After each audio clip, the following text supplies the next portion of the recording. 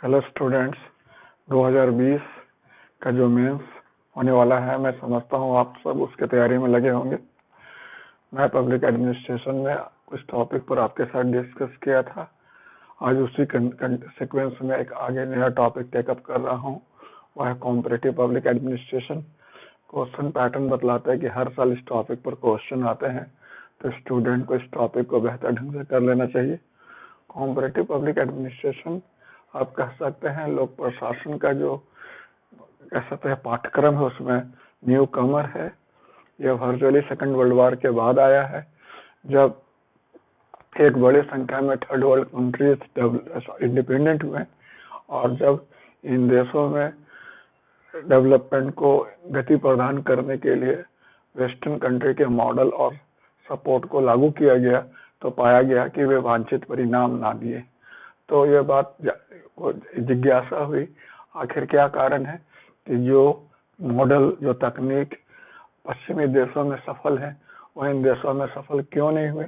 इसी का कारण पता लगाने के लिए FW रिक्स के अध्यक्षता में कॉम्परेटिव एडमिनिस्ट्रेटिव ग्रुप डेवलप हुआ और उसमें उन सभी लोगों को जोड़ा गया जो अमेरिका द्वारा संचालित टेक्निकल कोऑपरेशन मिशन प्रोग्राम में जुड़े हुए थे। और उन लोगों ने काफी अध्ययन किया, विभिन्न देशों का दौरा किया और बहुत सारे चीजों को कंपाइल किया, जिसे हम कॉम्परेटिव पब्लिक एडमिनिस्ट्रेशन के नाम से जानते हैं।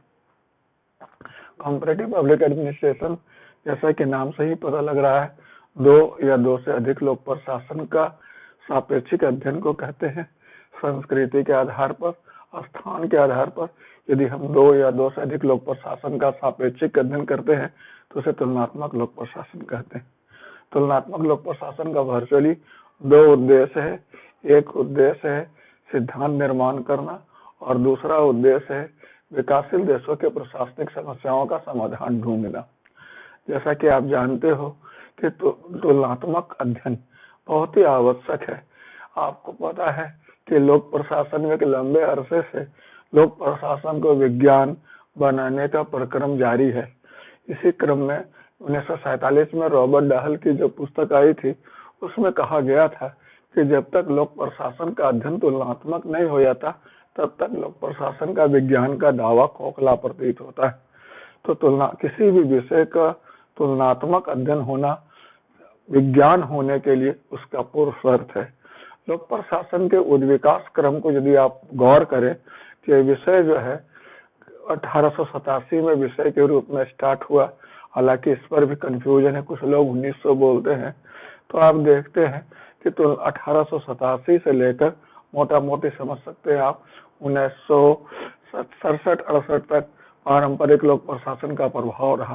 हालांकि द्वितीय विश्व युद्ध के बाद विश्व स्तर पर व्यापक परिवर्तन हुए और प्रशासन में परिवर्तन की अपेक्षा होने लगी।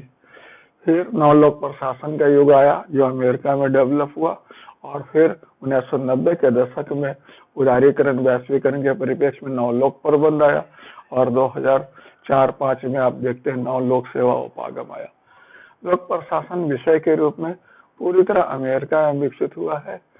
पश्चिमी देशों, पश्चिमी परिस्थितियों से प्रभावित है। थर्ड वर्ल्ड कंट्रीज में लोक प्रशासन का अलग से कोई परंपरा नहीं रही है। यहाँ जितने मॉडल, जितने तौर तरीके लागू किए गए, वे सब पश्चिमी देशों के तौर तरीकों को लागू किए गए। जैसे उदाहरण के तौर पर आप मुझसे पूछ सकते हैं कि भारत में क्या ऐसा हुआ, तो मैं बतलाऊंगा 1952 में जब भारत का पहला विकास कार्यक्रम आरंभ किया गया था, सामुदायिक विकास कार्यक्रम, कि अमेरिका के ब्लॉक प्रणाली पर आधारित था और इसे आरंभ करने के लिए फोर्ड फाउंडेशन ने 200 करोड़ रुपया भारत को वित्तीय सहायता दी थी। तो अमेरिका के ब्लॉक प्रणाली पर आधारित कम्युनिटी डेवलपमेंट प्रोग्राम बहुत सफल नहीं हो पाया और 1957 में बलवंत राय मेहता समिति का गठन हुआ, जिसने रेकमेंड किया कि डेमोक्रेटिक डिसेंट्रलाइजेशन किया जाना चाहिए और इसी के आधार पर पंचायती राज की स्थापना हुई। तो कमोबेश रूप से यही वस्तु स्थिति सभी देशों में देखने को मिली। तृतीय विश्व के देशों में, एशियाई अफ्रीकी देशों में, नव स्वतंत्र देशों में, कि विकसित देशों के तौर तरीके यहाँ लागू नहीं हुए और सफल नहीं हुए और इसी के कारण पता लगाने के प्रोग्राम में तुलनात्मक लोक प्रशासन का उदय हुआ। तुलनात्मक लोक प्रशासन के जनक एफ.डब्ल्यू. रिक्स है। हालांकि अगर देखा जाए तो तुलनात्मक लोक प्रशासन में एफ. मैक्स वेबर अग्रणी विचारक माने जा सकते हैं, क्योंकि उन्होंने जो आइडियल टाइप ब्यूरोक्रेसी डेवलप किया था वह विभिन्न समाज और संस्कृति का सापेक्षिक अध्ययन करने के बाद डेवलप किया था। जिस प्रकार देखते हो रिक्स का जो प्रिज्मेटिक साल मॉडल उनकी मानसिक रचना है, उसी प्रकार मैक्स वेबर का आइडियल टाइप ब्यूरोक्रेसी उनकी मानसिक रचना है। इसलिए तुलनात्मक लोक प्रशासन में मैक्स वेबर को अग्रणी विचारक माना जाता है और उनके द्वारा प्रतिपादित आइडियल टाइप ब्यूरोक्रेसी को तुलनात्मक लोक प्रशासन का सर्वाधिक स्थापित प्रतिमान माना जाता है। वैसे तुलनात्मक लोक प्रशासन के जनक एफ.डब्ल्यू. रिक्स हैं। इन्होंने 2 मॉडल डेवलप किया था, अग्रेरिया इंडस्ट्रिया मॉडल और प्रिज्मेटिक साल मॉडल। तो मैं इस पर वर्कआउट करूंगा, लेकिन थोड़ा और इस पर वर्कआउट जाऊं कि तुलनात्मक लोक प्रशासन सेकंड वर्ल्ड वॉर के बाद विकसित हुआ है। नंबर 1, तुलनात्मक लोक प्रशासन अमेरिका के प्रयासों से विकसित हुआ है। नंबर 2, तुलनात्मक लोक प्रशासन 2 या 2 से अधिक लोक प्रशासन का स्थान और संस्कृति के आधार पर सापेक्षिक अध्ययन को कहते हैं। नंबर 4, तुलनात्मक लोक प्रशासन का 2 उद्देश्य है। पहला, सिद्धांत निर्माण करना और चौथा, विकासशील देशों के प्रशासनिक समस्याओं का समाधान ढूंढना। तुलनात्मक लोक प्रशासन के और भी कई उद्देश्य हो सकते हैं, जैसे आप कह सकते हैं प्रशासनिक सुधार के रणनीति निर्धारित करना, किसी देश के प्रशासनिक विशेषताओं को समझने का प्रयास करना, उसमें किसी प्रशासनिक व्यवहार के सफलता और विफलता के कारणों का पता लगाना। इसे बहुत सारे एलाइड रीजन हो सकते हैं, इन मेन 2 रीजन थे। तो वैज्ञानिक आधार पर सिद्धांत निर्मित करना और दूसरा विकासशील देशों के समस्याओं का समाधान ढूंढना। क्लियर है? There is no confusion. तुलनात्मक लोक प्रशासन पहले से प्रचलित जो लोक प्रशासन है उससे थोड़ा अलग है, क्योंकि पहले का जो लोक प्रशासन था वह कल्चर बॉन्ड था और यह क्रॉस कल्चरल है। तुलनात्मक पारंपरिक लोक प्रशासन रियल वर्ल्ड से संबंधित था और ये थ्योरेटिकल वर्ल्ड से या एकेडमिक वर्ल्ड से जुड़ा हुआ है। रिक्स जो इसके जनक है, उन्होंने बतलाया कि तुलनात्मक लोक प्रशासन पारंपरिक लोक प्रशासन से 3 मायने में डिपार्चर लिया है। पहले नॉन इकोलॉजिकल टू इकोलॉजिकल, फिर दूसरा आइडियोग्राफिक टू कह सकते हैं नॉर्मोथेटिक, और तीसरा मतलब आइडियल टू एम्पेरिकल। तो इस तरह से 3 मायने में, नॉर्मेटिव टू एम्पेरिकल 3 मायने में अलग हो जाता है।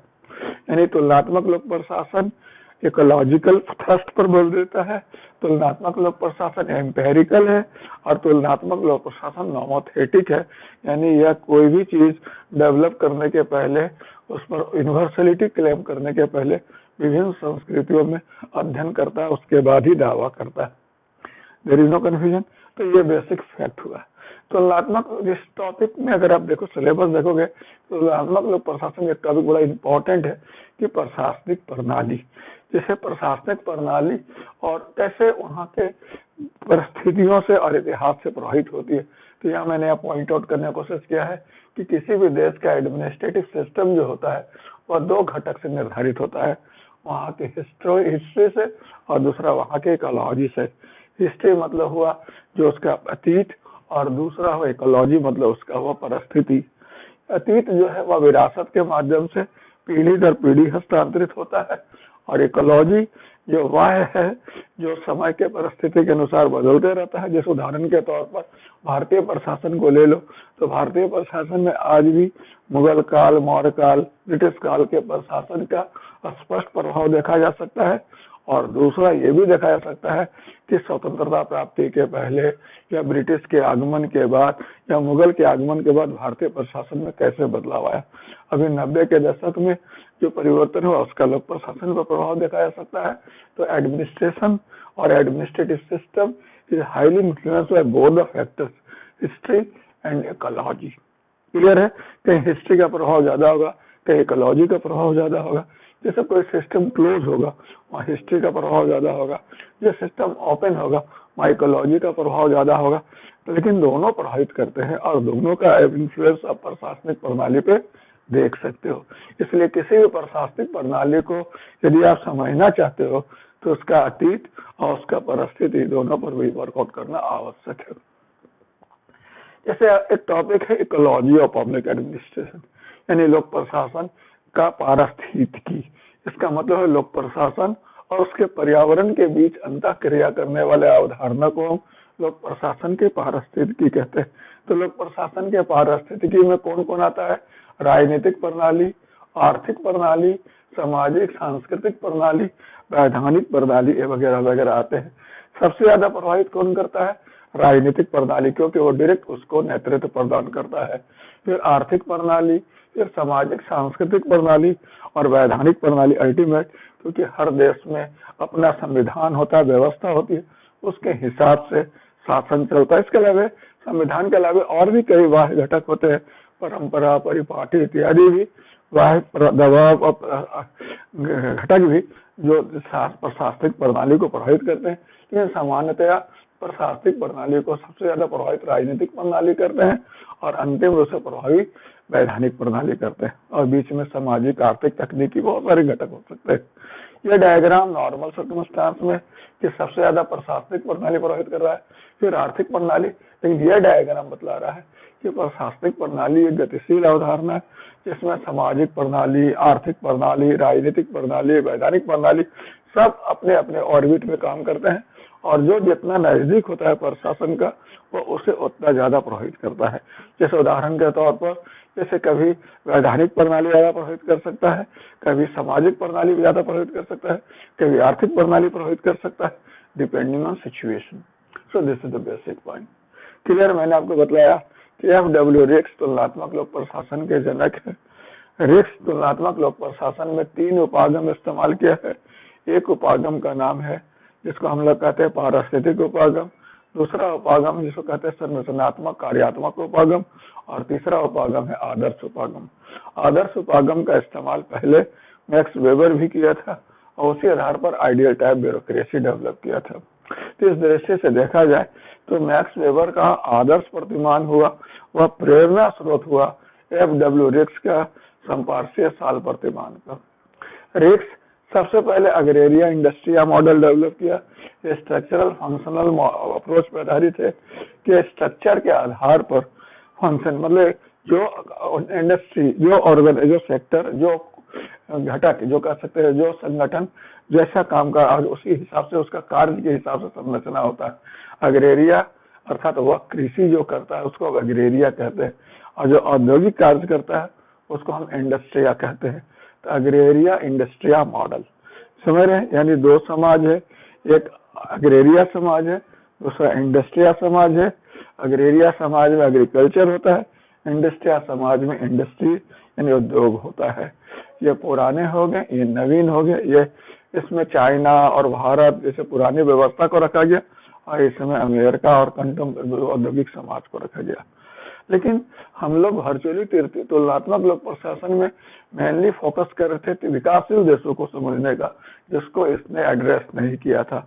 इसलिए इस मॉडल में बाद में उन्होंने वैसे ट्रांजिशन मॉडल डाला, लेकिन चूंकि ये एक वन साइडेड जैसा था, कंप्लीट नहीं था, यूनिडायरेक्शनल था, इसलिए उसको समाप्त कर दिया गया। इसके जगह प्रिज्मेटिक साल मॉडल डेवलप किया गया। प्रिज्मेटिक साल मॉडल का पूरा नाम है फ्यूज प्रिज्मेटिक डिफ्रैक्टेड मॉडल। खबर है?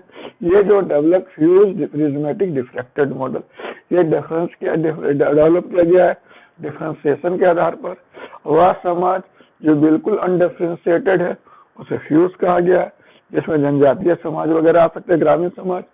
वह समाज जो सेमी डिफरेंशिएटेड है वह प्रिज्मेटिक है, और वह समाज जो फुली डिफरेंशिएटेड वह डिफ्रैक्टेड। क्लियर? तो जितने तृतीय विश्व के देश है सब प्रिज्मेटिक में आते हैं, क्योंकि सेमी डिफरेंशिएटेड है, पूरी तरह डिफरेंशिएटेड नहीं है। जितना होना चाहिए उतना डिफरेंशिएशन नहीं हुआ है, अभी और कुछ होना शेष रह गया है। क्लियर है? अनडिफरेंशिएटेड मतलब बिल्कुल, जैसे आप देखते हो ये प्रिज्म हुआ, श्वेत किरण, जैसे आप देखते होगे फिजिक्स में आपने पढ़ा होगा कि सूर्य की श्वेत किरण जब प्रिज्म में प्रवेश करती है तो 7 रंग पट्टी में बदल जाती है। 7 रंग जब मिले रहते हैं तो श्वेत किरण जैसा रहता है, और जब प्रिज्मेटिक में आता है तो कभी आप प्रिज्म में झांक कर देखोगे तो रंग टूटते हुए नजर आएंगे, और जब प्रिज्म से निकलेगा तो रेनबो जैसा बने, इसको सब तरंगी पट्टी कहते हैं, जैसे डिफ्रैक्टेड, सब कलर अलग अलग साफ नजर आएगा। उसी प्रकार ये डिफ्रैक्टेड सोसाइटी हो गया, ये फ्यूज सोसाइटी हो गया, इन दोनों के बीच में प्रिज्मेटिक सोसाइटी हो गया। और चलिए रिक्स इसके लिए इंटरेस्टेड था और ये दोनों का अध्ययन उसने तुलनात्मक अध्ययन के लिए किया। रिक्स इसके प्रशासनिक तंत्र को क्या बोला है, साल कहा है। साल जो होता है स्पेनिश शब्द है जिसका अर्थ होता है एक स्थान जिससे एक से अधिक का उपयोग हो, एक स्थान जिसका एक से अधिक उपयोग हो उसको साल कहते हैं। यह जो हुआ फ्यूज के चैम्बर और डिफ्रैक्टेड के क्लब, ये कह सकते ऑफ ब्यूरो का मिला जुला रूप है। यानी डिफ्यूज में क्या होता है, फ्यूज सोसाइटी में चैम्बर होता है जिसमें एक अभिकरण सभी कार्यों को कहते हैं, और डिफ्रैक्टेड में ब्यूरो होता है जहाँ एक अभिकरण एक कार्य को कहते हैं, और प्रिज्मेटिक दोनों का मिला जुला है जहाँ एक अभिकरण एक से अधिक कार्य को करते हैं, इसीलिए इसको प्रिज्मेटिक कहा गया और इस तंत्र को साल कहा गया। क्लियर है, there is no confusion.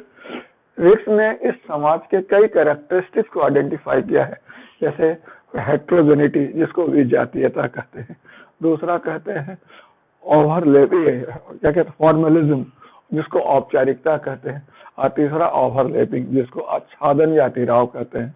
Heterogeneity का मतलब हुआ एक ऐसे समाज जिसमें इसका और इसका दोनों विशेषताएं साथ साथ एग्जिस्टेंस में हो, और इसका प्रभाव न केवल समाज में बल्कि प्रशासनिक तंत्र में भी देखा जाता हो। क्लियर, उसको हम विजातीयता कहते हैं। दूसरा होता है फॉर्मलिज्म। फॉर्मलिज्म का मतलब होता है औपचारिकता, अर्थात सिद्धांत और व्यवहार में अंतर होना, कथनी और करनी में अंतर होना। ये इसलिए होता है क्योंकि आप दोनों का मिला जुला रूप हो, मतलब सिद्धांत को छोड़ रखे हो और व्यवहार को अपनाए नहीं हो। तो इस परिस्थिति में क्या होता है, एक बड़ा सा गैप हो जाता है और उसी में फॉर्मलिज्म डेवलप हो जाता है। तो जो सोसाइटी जितना ज्यादा प्रिज्मेटिक होगा, फॉर्मलिज्म उतना ज्यादा होगा, और जो सोसाइटी जितना कम प्रिज्मेटिक सबसे ज्यादा कहाँ होगा, यहाँ पर होगा, यहाँ पर भी प्रिज्मेटिक कम होगा, यहाँ भी कम होगा, सबसे ज्यादा प्रिज्मेटिक बीच में होगा। क्लियर। अब देखते हैं जो तीसरा है, जैसे आप देखते हो ओवरलैपिंग। ओवरलैपिंग का मतलब होता है कि दो डिफरेंट मेथोडोलॉजी का एक दूसरे पर आच्छादित होना, यानी एडमिनिस्ट्रेटिव फंक्शन एडमिनिस्ट्रेटिव तौर तरीके से संपन्न न होकर दूसरे तौर तरीके से संपन्न होना, समझ रहे हैं। सोशल सिस्टम सोशल मेथोडोलॉजी से न संपन्न होकर लीगल सिस्टम और दूसरे तरीके से मैनेज होना, इसी को ओवरलैपिंग कहते हैं। तो ये तीन कैरेक्टरिस्टिक्स होता है। ओवरलैपिंग के कारण संपार्श्विक समाजों में साल प्रतिमान में कई कैरेक्टरिस्टिक्स देखने को मिलते हैं, जैसे नेपोटिज्म जिसको भाई भतीजावाद कहते हैं, पॉलीनॉर्मेटिज्म जिसको बहुमूल्यवाद कहते हैं, पॉलीकॉम्युनिज्म जिसको हम कहते हैं बहु संप्रदायवाद कहते हैं, फिर बाजार कैंटीन मॉडल या प्राइस इंडिटर्मिनेसी यानी मूल्य अनिर्णयता कहते हैं, और last control versus power versus control, सत्ता बनाम या शक्ति बनाम नियंत्रण, यानी शक्ति और नियंत्रण दोनों अलग अलग लोकेटेड होते हैं। जिसके पास शक्ति होता है उस पर नियंत्रण नहीं, जिस पर नियंत्रण है उसके पास शक्ति नहीं, कुछ इस तरह का सिचुएशन होता है जो प्रिज्मेटिक सोसाइटी में देखने को मिलता है। तो मेनली क्या तीन कैरेक्टरिस्टिक्स, पहला विजातीयता, दूसरा औपचारिकता और तीसरा अतिराव। और अतिराव के 5 कैरेक्टरिस्टिक्स भाई भतीजावाद, बहुमूल्यवाद, बहुसंप्रदायवाद, मूल्य अनिर्णयता और लास्ट हुआ आपका सत्ता या शक्ति बनाम नियंत्रण। क्लियर। तो ये प्रिज्मेटिक कैरेक्टरिस्टिक्स है जो इस संपार्श्विक साल प्रतिमान में डेवलप किया गया है, और ये वर्चुअली फीचर नहीं है बल्कि प्रॉब्लम है किसका, थर्ड वर्ल्ड कंट्रीज का, विकासशील देशों का। तो यह प्रतिमान विकासशील देशों को समझने में मदद करता है। यह प्रतिमान विकासशील देश में समस्याओं को जानने में मदद करता है कि विकासशील देशों में विजातीयता, औपचारिकता, अतिराव, बहुमूल्यवाद, बहुसंप्रदायवाद, भाई भतीजावाद, सत्ता बनाम नियंत्रण और मूल्य अनिर्णयता की स्थिति है। और इसे एड्रेस करने के लिए रिक्स जो है तुलनात्मक लोक प्रशासन के साथ साथ प्रशासनिक विकास अवधारणा दिया है कि प्रशासन में विकास करके प्रशासनिक क्षमता में वृद्धि करके इसको हम दूर कर सकते हैं। इसी के समाधान के रूप में विकास प्रशासन आया है। तो तुलनात्मक लोक प्रशासन की परिणति क्या है? विकास प्रशासन। और विकास प्रशासन रिक्स के विचार में क्या है? विकास का प्रशासन और प्रशासन का विकास दोनों। समझ रहे हैं? विकास का प्रशासन का मतलब क्या हुआ? विकास कार्यक्रमों का प्रशासन। और प्रशासनिक विकास का मतलब क्या हुआ? प्रशासन की क्षमता, प्रशासन के संरचना, प्रशासन के व्यवहार का विकास। समझ, इन दोनों के बीच में अंडा चूजा संबंध है। बगैर प्रशासनिक विकास और विकास प्रशासन को आगे नहीं बढ़ा सकते, और बगैर विकास प्रशासन को देखे प्रशासनिक विकास का दर दिशा निर्धारित नहीं कर सकते। तो दोनों में अंडा चूजा संबंध है, जो निर्धारित करना बहुत मुश्किल है कि कौन पहले और कौन बाद है। ये मॉडल जो रिक्स का जो साल प्रतिमान है, संपार्श्विक साल प्रतिमान कह सकते हैं, तुलनात्मक लोक प्रशासन का अकेला प्रतिमान है जो बहुत डिटेल में अध्ययन किया है और इसके बारे में विस्तृत जानकारी दिया है। हालांकि रिक्स इस प्रतिमान में बाद में परिवर्तन किया और उन्होंने अपनी पुस्तक प्रिज्मेटिक सोसाइटी रिविजिटेड में इस मॉडल में कुछ बदलाव लाया। उसने महसूस किया कि आज कोई भी सोसाइटी फ्यूज नहीं है, इसलिए फ्यूज को उसने हटा दिया और प्रिज्मेटिक और डिफ्रैक्टेड इन दोनों का फर्दर उसने वर्गीकरण किया इंटीग्रेशन के आधार पर। पहला वाला वर्गीकरण किस आधार पर था? डिफरेंशिएशन पर था। अब इंटीग्रेशन, अगर कैलकुलस पढ़े होगे तो याद होगा डिफरेंशिएशन इंटीग्रेशन, तो इंटीग्रेशन के आधार पर किया। और ये वह समाज जो अनइंटीग्रेटेड है उसको ईओ कहा, जो समाज आधा इंटीग्रेटेड उसको ऑर्थो कहा, और जो पूरा है उसको नियो कहा। तो इस प्रकार अब तीन तरह का मॉडल, ये भी तीन वर्गों में बढ़ गया, ये भी तीन वर्गों में बढ़ गया, ईओ प्रिज्मेटिक, ऑर्थो प्रिज्मेटिक और नियो प्रिज्मेटिक। और ईओ डिफ्रैक्टेड, ऑर्थो डिफ्रैक्टेड और नियो डिफ्रैक्टेड। यानी डिफरेंशिएशन का मतलब होता है नए चीजों का इजाद होना, और इंटीग्रेटेड का मतलब होता है उसे अपना लेना। जैसे आप कभी कभी देखते होंगे कि भारत जो है विज्ञान और प्रौद्योगिकी के मामले में विश्व का सर्वाधिक संपन्न देशों में, लेकिन विकसित देश के श्रृंखला में बहुत पीछे हो जाता है। तो इसका मतलब हुआ कि विज्ञान और प्रौद्योगिकी का विकास तो हुआ है, लेकिन उसको हम अपना नहीं पाए, इसलिए हम पीछे हो जाते हैं। यानी डिफरेंशिएशन भारत में काफी है, इंटीग्रेशन नहीं है। इंटीग्रेशन यहाँ का कुछ सरकार की नीति और तौर तरीकों की वजह से यहाँ की प्रतिभा भाग जाती है दूसरे जगह, दूसरे क्षेत्र में, विदेशों में, और वहाँ के अर्थव्यवस्था को कंट्रीब्यूट करती है, और भारत को उसका लाभ नहीं मिल पाता है जितना वो IIT, IIM और मेडिकल से इंजीनियर, डॉक्टर पैदा करता है, उसका लाभ उसे न मिलकर कहीं और हो जाता है। यानी इंटीग्रेशन का प्रॉब्लम है, इसे वर्कआउट करने की जरूरत है। तो व्हाट आई मीन टू से कि अब तीन तरह का मतलब नया मॉडल में तीन वर्ग, दोनों तीन वर्गों में बढ़ गए, और आज विश्व के समाजों को आप इन तीनों वर्गों में बांट सकते हैं। कुछ जो देश है वह ईओ इंटीग्रेटेड है, यानी डेवलपमेंट तो काफी है लेकिन इंटीग्रेशन बिल्कुल नहीं है। कुछ है आधा अधूरा इंटीग्रेशन हुआ, और कुछ है जहाँ पूरा इंटीग्रेशन हो रहा है। उसी प्रकार डिफ्रैक्टेड में भी तीन तरह का है, कुछ जहाँ कुछ इंटीग्रेटेड नहीं हुआ, या कुछ है जिसमें आधा इंटीग्रेटेड हुआ और कुछ में नियो इंटीग्रेटेड। जैसे एक डायग्राम यहाँ मैंने पॉइंट आउट किया है कि जैसे ये जो इधर वाला जो है PQRS ये प्रिज्मेटिक कैरेक्टरिस्टिक्स को दर्शा रहा है, ABCD ये सब डिफ्रैक्टेड कैरेक्टरिस्टिक्स को दर्शा रहा है। यानी इधर डिफरेंशिएशन हुआ है, इंटीग्रेशन नहीं हुआ। जहाँ इंटीग्रेशन हो रहा है वो इधर वाला, वो डिफ्रैक्टेड वाला हो जाता है। तो ये डायग्राम दिखाने की कोशिश किया गया है। रिक्स का ये जो मॉडल है तुलनात्मक लोक प्रशासन का, मैं अभी बतला दूं कि तुलनात्मक लोक प्रशासन में आज तक वर्कआउट ज्यादा जो कुछ हुआ नहीं, और जो हुआ है बस यही है। इसलिए हम लोग इसी को फोकस करते हैं और इसी पर वर्कआउट करने की कोशिश करते हैं।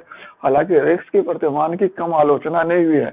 इसे कहा गया है कि ये पश्चिमी देशों का मूल्यों पर आधारित है, ये ऊंच नीच के भावना पर आधारित है, ये विकासशील देशों के केवल समस्याओं को देखा है, अच्छाइयों को नहीं देखा है। ये तुलनात्मक कम लगता है और एक देश द्वारा दूसरे देश का अध्ययन ज्यादा लगता है।